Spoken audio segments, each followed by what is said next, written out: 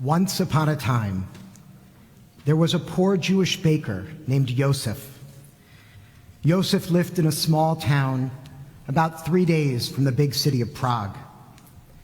One night, after a long day at the bakery, utterly exhausted, Yosef collapsed into bed and began dreaming.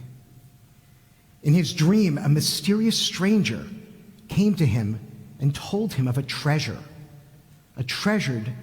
buried under a bridge, the bridge on the way to the royal palace in Prague.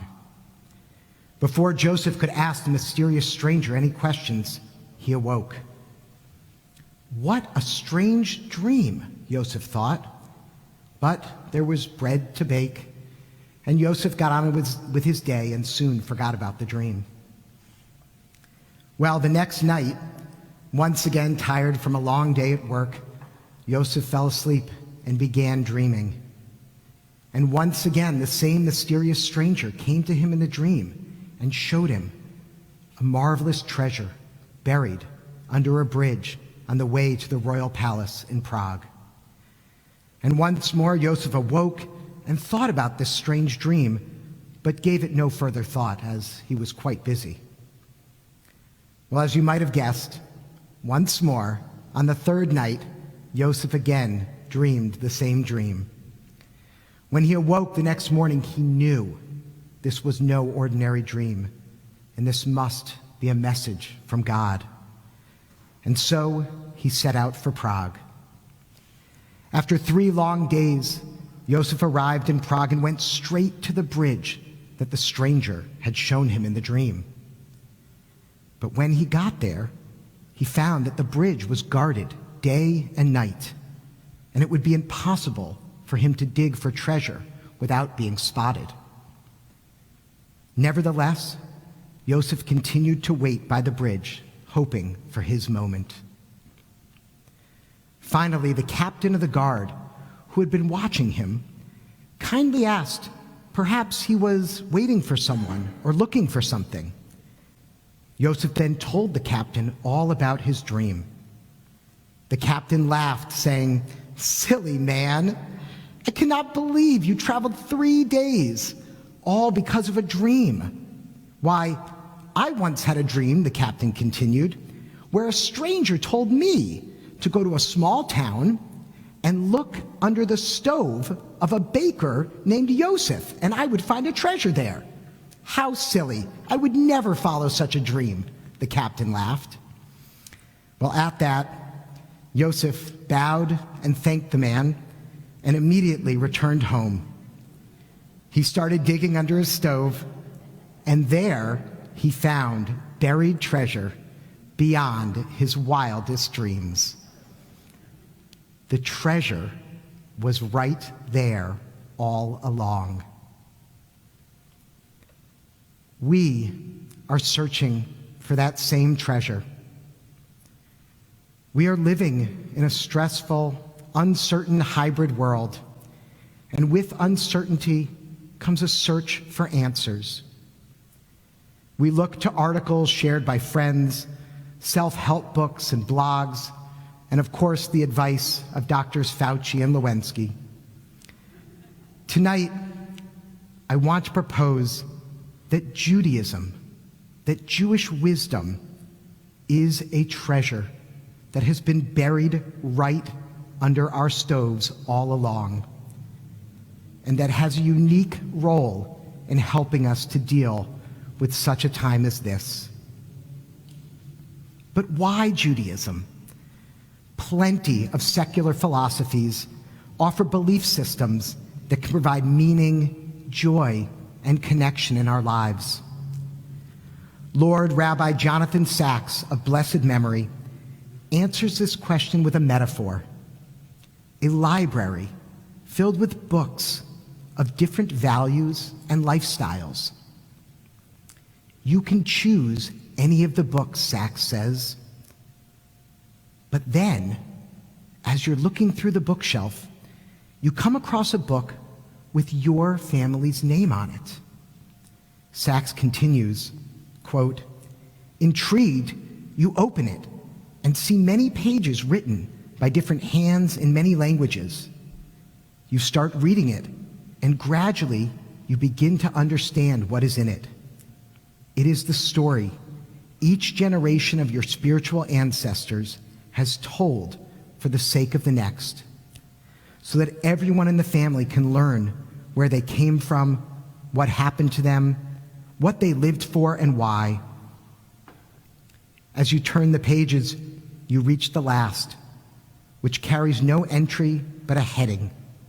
It bears your name. Why Judaism? Because whether you were born into it, or converted, or you're Jewish adjacent, you are a part of the story. This is our story to discover and to write. The traditional Torah reading for Rosh Hashanah morning tells the challenging account of Abraham casting out his concubine Hagar and their son Ishmael. In the story, Ishmael and Hagar run out of water and fear they are going to perish in the wilderness. Suddenly, God hears the cries of Hagar and Ishmael, and the text proclaims, "Then God opened her eyes, and she saw a well of water. She went and filled the skin with water and let the boy drink." The well was there the whole time. Hagar just couldn't see it. When God opened her eyes, she recognized what was there all along, her ability to be an active agent in her own salvation. God opened her eyes, but it was Hagar who filled the skin of water. God sent him a dream, but it was Yosef who dug for the treasure. When we speak about prayer or ritual or Jewish learning, we often call it a spiritual practice, because that is exactly what it requires: practice. In fact, the Hebrew word for prayer, avodah, is also translated as work. Engaging deeper with Judaism takes time and effort. My family has been baking challah for the past 18 months, every single Friday. What started as a necessity when we couldn't buy challah during the first weeks of the pandemic turned into a rewarding spiritual practice for our family. Some weeks, we have all the time in the world, and baking is a fun, relaxing family activity. And some weeks we're busy and rushing around, and frankly, it's a pain in the tuchus. But nevertheless, we do it each week. We bake challah because it brings our family together around an ancient tradition that connects us not only with each other, but with our spiritual ancestors and the global Jewish community at a time when we and so many else have felt isolated. The spiritual practice of taking challah, a commandment from the Torah, to remove an olive-sized piece of dough to be burned up, is traditionally a time to offer prayers of healing for loved ones in need. Each week, as we prepare the dough, we take time to think of others, friends and family that are unwell, and we pray for their healing. Challah on Shabbat is special. It's a way of practicing chidur mitzvah, beautifying the commandment. As we continue to spend time at home, Shabbat can be a break from the mundanity of it all. When we say the Kiddush on Friday night, we mark Shabbat as a time that is set apart.